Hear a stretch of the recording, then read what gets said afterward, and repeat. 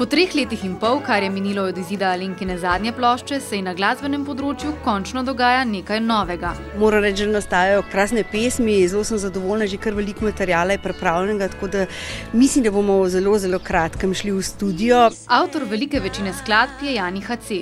Besedilo za 2 pesmi pa je prispeval legendarni Andrej Šifrer. To je bil pa tudi zanj svojvrsten izziv in moram reči, da ga je opravil z odliko. Za eno pesem je napisala besedilo tudi sama. Jani namreč naredil eno zelo lepo balado. Tisto besedilo je v celoti posvečeno moji mami, ki je žal pred 2 leti odšla. Navdihnili so mi spomini nanjo, da se ji bom s tem malo poklonila in jo spomnila, da še delam.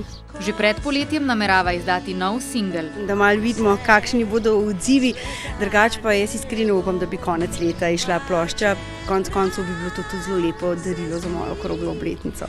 Obljublja, da bo vzdušje na plošči veselo. Kar se mi zdi v tem času edina možna varianta, da se malo spravimo v dobro voljo. Dosti živahne pesmi in tudi besedila taka zelo pozitivna, tako da bo tudi kakšno malo žalostno, tako da čas se treba tudi malo zjokati.